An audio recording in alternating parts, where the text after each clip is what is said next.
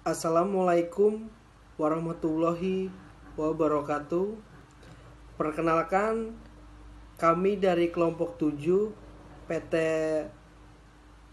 7 Langit dengan materi musyarakah dan beranggota atas nama 1 Prabu Darmawan Arif dengan NIM 432 19110246. Yang kedua, Faik Wildan dengan NIM 432 20120002. Dan yang ketiga, Anggun Satyaha Prabu dengan NIM 432 20120056.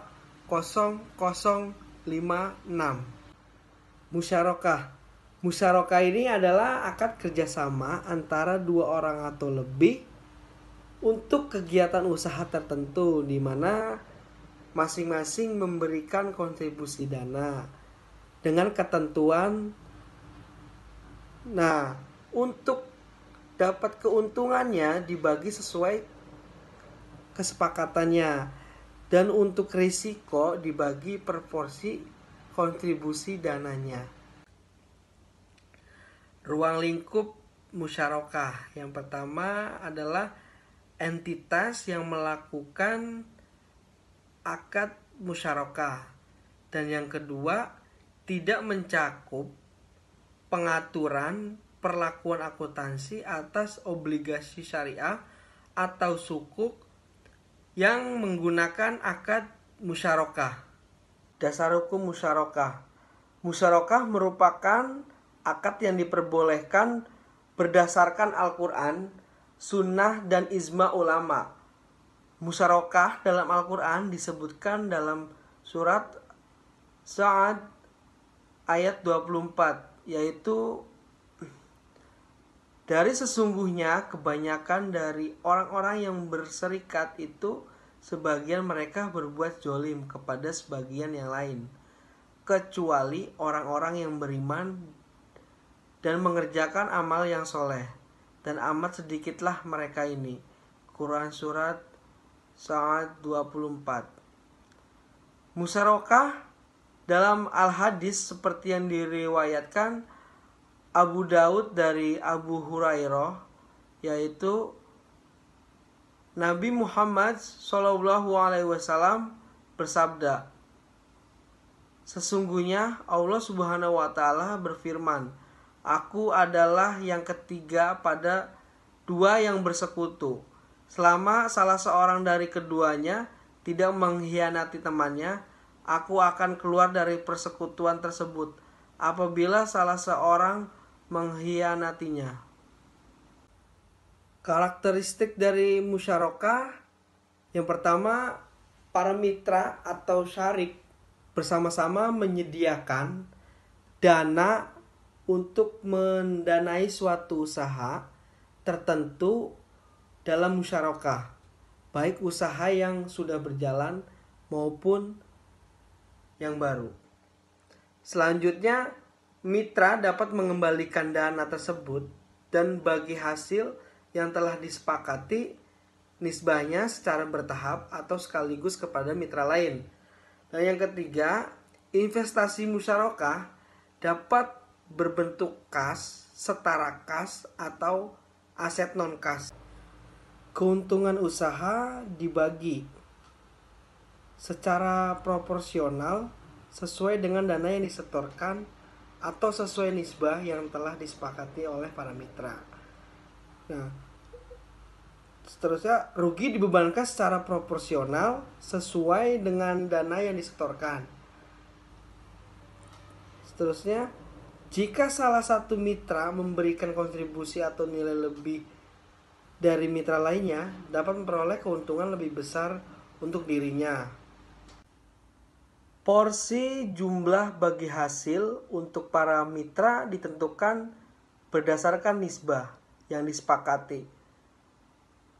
disepakati dari hasil usaha yang diperoleh selama periode akad. bukan dari jumlah investasi yang disalurkan. Dan terakhir, pengelola musyarakah mengadministrasikan transaksi usaha yang terkait dengan investasi musyarakah yang dikelola dalam pembukuan tersendiri. Jenis musyarakah. Musyarakah terbagi menjadi dua. Yang pertama, musyarakah permanen. Yang kedua, musyarakah menurun. Nah, untuk musyarakah permanen, bagian dana dari mitra ditentukan sesuai akad dan jumlahnya tetap sampai akhir masa akad. Nah, untuk musyarakah menurun ini bagian dana dari mitra dialihkan secara bertahap kepada mitra lainnya dan akan menimbulkan dananya akan menurun. Dan pada akhir masa akad, mitra lainnya akan mendapatkan usaha tersebut. Rukun musyarakah. Yang pertama itu ijab kabul, adanya kesepakatan antara kedua belah pihak. Yang kedua adalah pihak yang memiliki kecakapan melakukan pengelolaan harta. Yang ketiga, objek akad yang disebut maqud alaihi yang mencakup modal dan pekerjaan. Yang keempat adalah nisbah atau bagi hasil. Untuk materi selanjutnya akan dijelaskan oleh Saudari Anggun Satyaha Prabu. Assalamualaikum warahmatullahi wabarakatuh. Saya, Anggun Satya Prabu, akan menjelaskan penyajian dan pengungkapan akad musyarakah. Dalam penyajiannya terdapat dua, untuk mitra aktif dan untuk mitra pasif. Untuk mitra aktif ada beberapa hal yang terkait dalam laporan keuangan. Yang pertama, aset musyarakah kas atau aset non-kas yang diterima dari mitra pasif. Yang kedua, dana musyarakah disajikan sebagai unggul dana syirkah temporer untuk aset musyarakah yang diterima dari mitra pasif. Yang ketiga, selisih nilai aset musyarakah bila ada dijadikan sebagai unsur ekuitas. Untuk mitra pasif, ada beberapa hal yang terkait dalam laporan keuangannya. Yang pertama, investasi musyarakah untuk kas atau aset non-kas yang diserahkan kepada mitra aktif. Yang kedua, keuntungan tanggungan dari selisih penilaian aset non-kas yang diserahkan pada nilai wajar disajikan sebagai pos lawan dari investasi musyarakah. Untuk pengungkapannya, mitra mengungkapkan hal-hal yang terkait transaksi musyarakah tetapi tidak terbatas pada yang pertama, isi kesepakatan utama usaha musyarakah seperti porsi dana, pembagian hasil usaha, aktivitas usaha musyarakah, dan lain-lain. Pengelola usaha jika tidak ada mitra aktif. Pengungkapan yang diperlukan sesuai penyajian laporan keuangan syariah. Akuntansi mitra aktif. Saat akad, investasi musyarakah diakui pada saat penyisihan kas atau aset non-kas untuk usaha musyarakah. Yang kedua, pengukuran investasi musyarakah dalam bentuk kas dinilai sebagai jumlah yang disisihkan. Dalam bentuk aset non-kas dinilai sebagai nilai wajar dan jika terdapat selisih antara nilai wajar dan nilai buku aset non-kas, maka selisihnya diakui sebagai selisih penilaian aset musyarakah dalam ekuitas. Selisih kenaikan aset musyarakah diamortisasi selama masa akad musyarakah.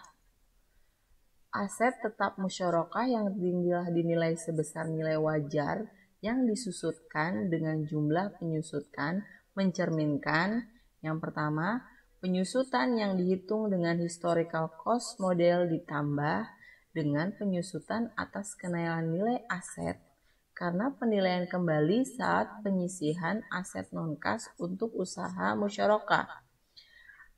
Apabila proses pada nilai wajar menghasilkan penurunan nilai aset, maka nilai ini langsung diakui sebagai kerugian.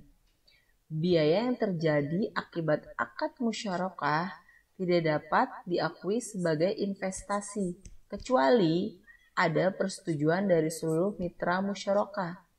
Penerimaan dana musyarakah dari mitra pasif diakui sebagai investasi dan sebagai dana sirkah temporer sebesar dana dalam bentuk kas dinilai sebagai jumlah yang diterima.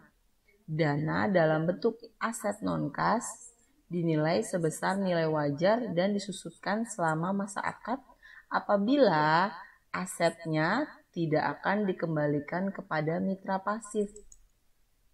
Selama akad, bagian entitas adalah investasi musyarakah dengan pengembalian dana mitra di akhir akad dinilai sebesar jumlah kas yang disisihkan dan nilai tercatat aset musyarakah non-kas. Jumlah kas yang disisihkan untuk usaha musyarakah pada awal akad dikurangi dengan kerugian.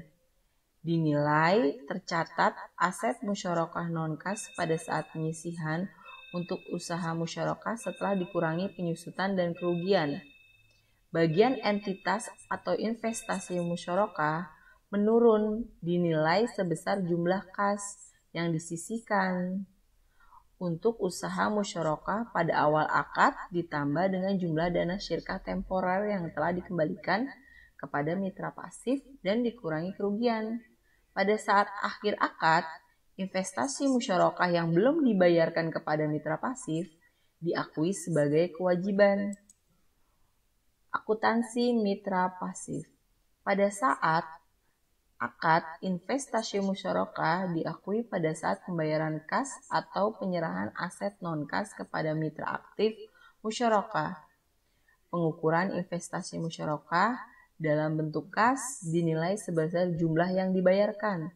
Dalam bentuk aset dinilai sebagai nilai wajar yang jika dapat selisih antaranya nilai wajar dan nilai tercatat aset non-kas maka selisih itu disebut Yang ketiga, investasi musyarikah yang diukur dengan nilai wajar aset yang diserahkan akan dikurangi nilai sebesar beban penyusutan atas aset yang diserahkan dikurangi dengan amortisasi keuntungan tangguhan.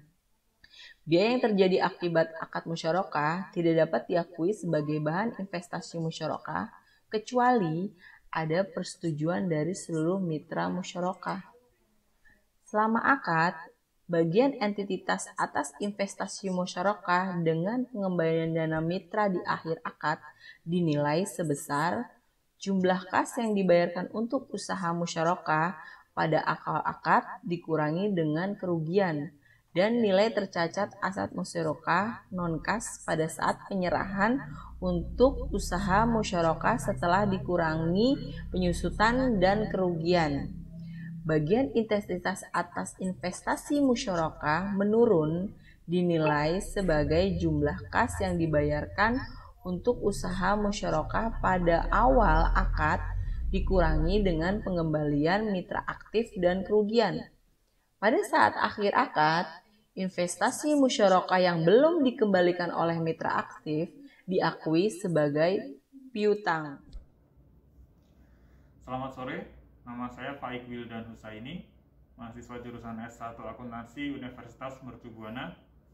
Pada kali ini saya akan membawakan mengenai lembaga keuangan syariah dan penerapan akuntansi musyarakah yang dapat dilihat setelah ilustrasi berikut ini. Yang pertama yaitu Bank BRI Syariah yang telah berdiri dari awal akuisisi PT Bank Rakyat Indonesia terhadap Bank Jasa Arta pada tanggal 19 Desember 2007. Setelah mendapatkan izin dari Bank Indonesia pada tanggal 16 Oktober tahun 2008 melalui surat nomor 10/67/Kep GBI-DPG-2008, dan kemudian pada tanggal 17 November tahun 2008 PT Bank BRI Syariah resmi beroperasi. Adapun sejak 1 Februari 2021, BRI Syariah melakukan merger dengan anak perusahaan BUMN bidang perbankan lainnya, yaitu Bank Syariah Mandiri dan BNI Syariah, untuk membentuk Bank Syariah Indonesia sesuai dengan izin dari OJK nomor SR3-PB1-2021 tanggal 27 Januari 2021. Adapun komposisi pemegang saham BSI terdiri atas PT Bank Mandiri Persero Tbk sebesar 51,2%, PT Bank Negara Indonesia Persero Tbk sebesar 25%, lalu PT Bank Rakyat Indonesia Persero Tbk sebesar 17,4%, BPLK BRI saham syariah sebesar 2%.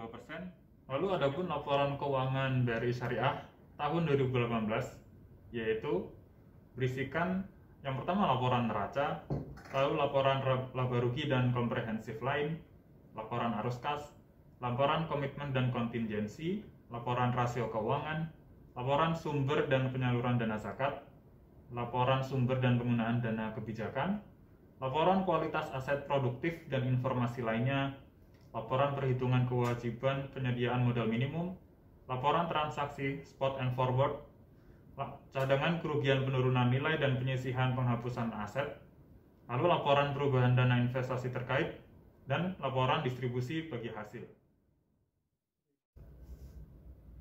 Lalu adapun untuk laporan cadangan kerugian penurunan nilai terdiri dari metode individual pendekatannya, yaitu yang pertama discounted cash flow, lalu yang kedua fair value of collateral, dan yang ketiga observable market price. Lalu yang kedua yaitu metode pendekatan kolektif, yaitu yang pertama dapat dilihat dari perhitungan arus kas kontraktual di masa mendatang, dan yang kedua yaitu dapat dilihat dari perhitungan tingkat kerugian historis setelah dikurangi tingkat pengembaliannya.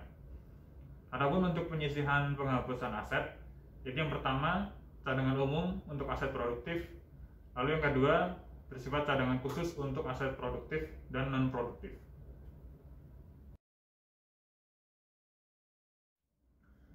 Demikianlah paparan dari kelompok 7 langit mengenai penerapan akuntansi musyarakah. Adapun berikut ini akan ditampilkan mengenai penerapan ilustrasi dari akuntansi musyarakah. Demikian yang dapat kami sampaikan, kurang lebihnya mohon maaf. Wabillahi taufiq wal hidayah. Wassalamualaikum warahmatullahi wabarakatuh.